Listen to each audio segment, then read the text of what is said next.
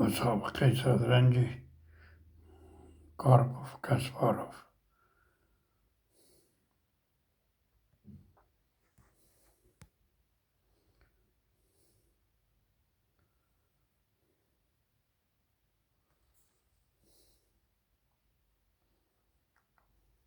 My name's Dan Snow, and I want to tell you about History Hit TV. It's like the Netflix for history. Hundreds of exclusive documentaries and interviews with the world's best historians. We've got an exclusive offer available to fans of Timeline. If you go to History Hit TV, you can either follow the information below this video or just Google History Hit TV and use the code TIMELINE. You get a special introductory offer. Go and check it out. In the meantime, enjoy this video.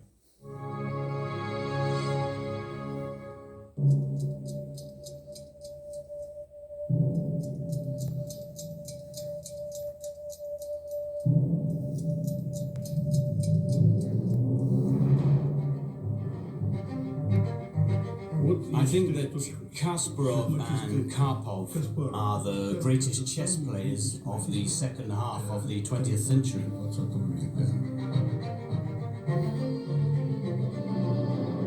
Karpov has the talent of a researcher, Kasparov that of a player.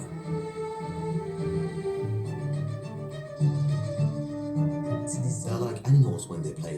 They look at each other and sniff each other.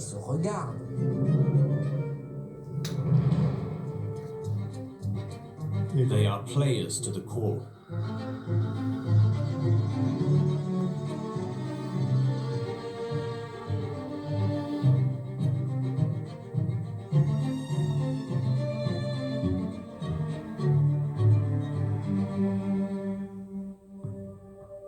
(1984–1990).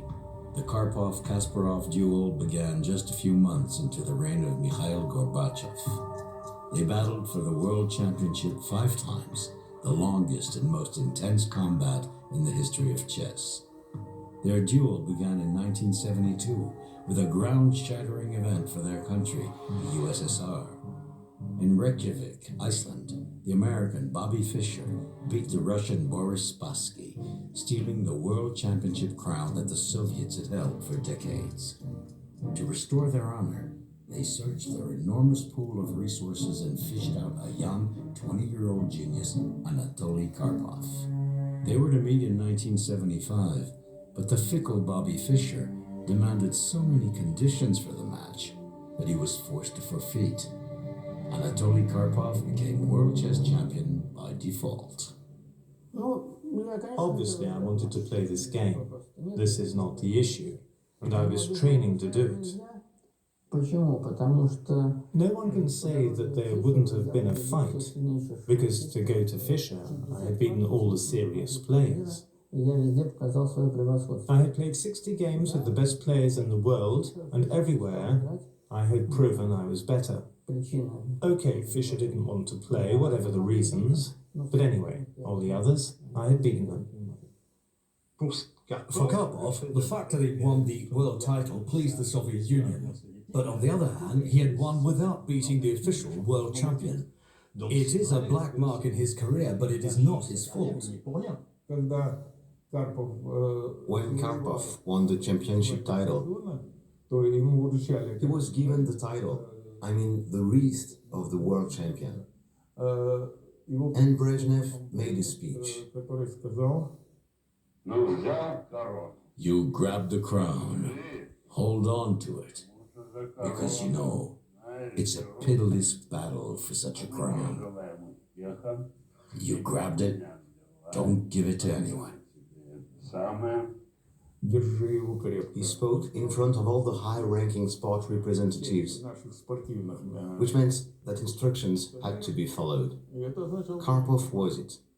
Period. Anatoly Karpov was the ideal champion, a product of the Soviet Union.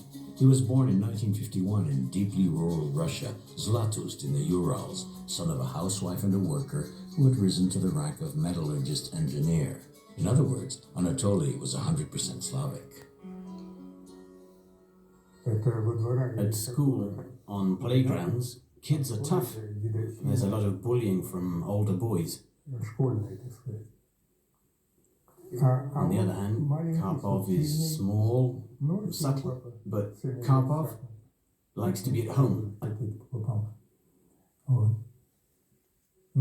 His father plays chess and teaches him how to play, and the boy gets the best grades in school.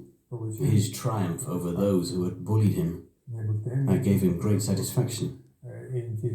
He came to know that extraordinary feeling of the superiority of intellect over rough physical strength. And that's how he built a strong will, you know. At 12 years old, this frail young man entered the prestigious Botvinnik School in Moscow, climbing the discipline's ranks to reach the world title. As of 1975, he would rule the chess world for a decade. To the great satisfaction of the Soviet authorities, he even beat the dissident Viktor Korchnoi twice in the World Championship finals, but he never beat the American Bobby Fischer in his entire career. In 1976 in Tokyo, Karpov began secret negotiations with Fischer to set up a match. The Soviet team coach, Alexander Nikitin, learned of it and denounced him to the authorities. Karpov was furious, demanding his head, and he got it. Nikitin sought revenge. At that time, the Junior USSR Chess Championship was to take place in Vilnius. The team of Azerbaijan was there with his big husky guys. And suddenly, in the middle of them, like in a hole, a little guy, then tall guys again. And I was precisely interested in the one in that hole. That's how I discovered Kasparov. We started to see each other from that moment on.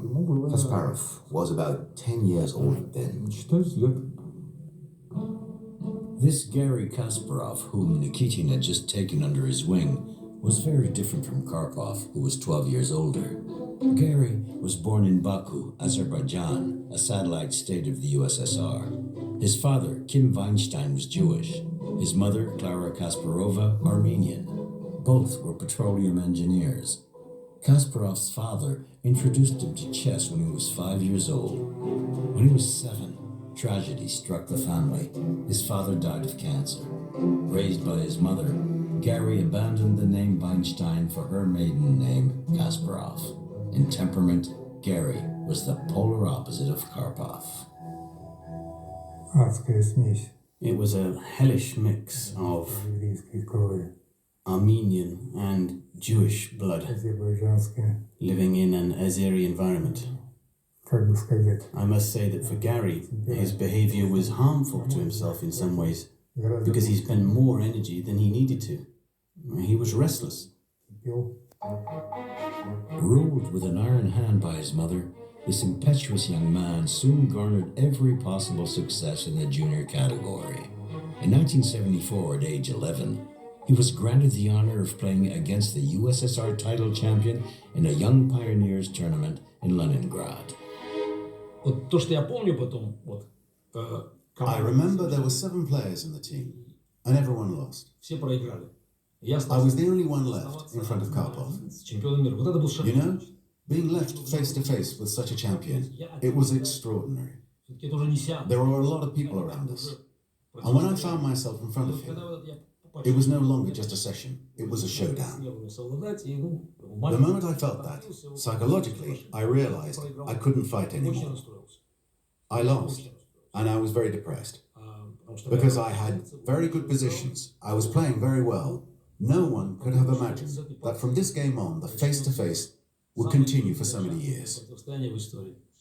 Kasparov had the first chessboard, and I was playing against him in this game. I thought I had won, but I didn't because he played well. And the game was declared a tie.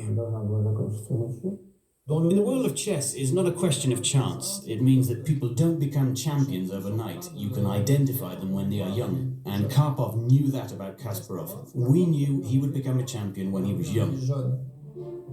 Anatoly Karpov was received like a king everywhere in the USSR. He had a plaque dedicated to him at the school in his native town and played numerous exhibition matches. In contrast, the nomenklatura viewed the young Azeri Jew Kasparov's ascent with suspicion. The Russians prefer that Karpov remain world champion, for sure. But they also see that Kasparov has incredible talent. He's 19 when he plays in the Russian team, which means that at 19, he's among the 4 best players in Russia, although there is an extraordinary talent pool there.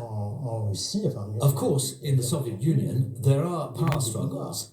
Kasparov has support among the Soviets, less powerful than for Karpov, but still very powerful.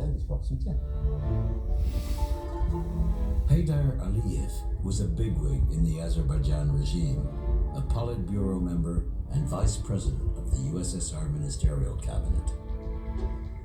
His support enabled the young Kasparov to rise to the top. It was now inevitable. The Special Ks would confront each other.